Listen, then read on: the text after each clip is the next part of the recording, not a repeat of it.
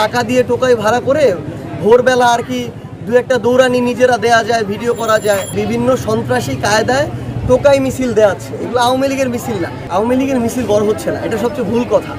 তারা যে ওই বিদেশ থেকে তাদের কালো টাকা যেগুলো পাচার করেছিল, সেই লক্ষ লক্ষ কোটি কোটি টাকা বা হাজার কোটি টাকা কালো টাকা যেগুলো জনগণের লুটপাট করে পাচার করেছিল, সেগুলো পাঠিয়ে তারা মাঝে মাঝে বিভিন্ন সন্ত্রাসী কায়দায় টোকাই মিছিল দেওয়াচ্ছে। এগুলো আওয়ামী লীগের মিছিল না। যদি আওয়ামী লীগের এত মিছিল দেওয়ার এই মুহূর্তে লোক থাকতো, তাহলে জুলাই আগস্টে এই লোকগুলো কই ছিল যখন বাংলাদেশের মানুষ মাঠে নামলো?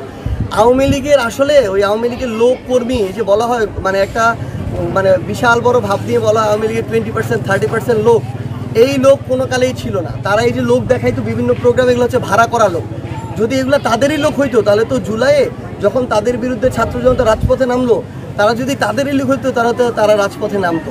তো আমরা মনে করি যে এইসব ওই টাকা দিয়ে টোকাই ভাড়া করে ভোরবেলা আর কি দু একটা দৌড়ানি নিজেরা দেয়া যায়, ভিডিও করা যায়, একটু সোশ্যাল মিডিয়া খবর নেওয়া যায়, কিন্তু বাংলাদেশের মানুষ বোঝে যে কোনটা আসল পলিটিক্যাল প্রোগ্রাম আর কোনটা কি। এই অভ্যুত্থানের মধ্য দিয়ে যারা গণহত্যা চালিয়েছে, তাদের যে বাংলাদেশের পলিটিক্যাল বা রাজনৈতিক বাস্তবতা, সেটা সেখান থেকে শেষ হয়ে গেছে। বাংলাদেশে আওয়ামী লীগের রাজনীতির চ্যাপ্টার ক্লোজ।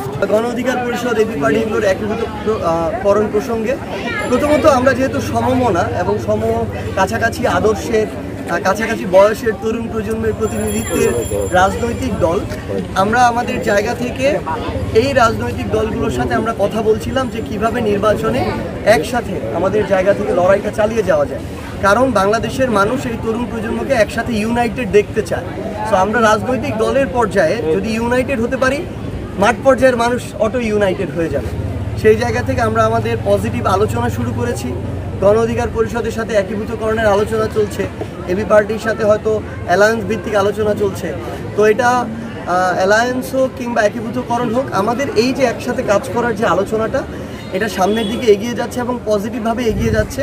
আমরা মনে করি যে জনগণের আস্থার প্রতিদান দিতে এবং তাদের প্রত্যাশা অনুযায়ী নির্বাচনের আগে আমরা একসাথে জনগণের প্রতিনিধিত্ব করতে, একসাথে আমরা আমাদের নির্বাচনটা করতে পারবো এবং ইনশাআল্লাহ আমরা জনগণের সমর্থন নিয়ে সংসদে গিয়ে জনগণের প্রতিনিধিত্ব করব।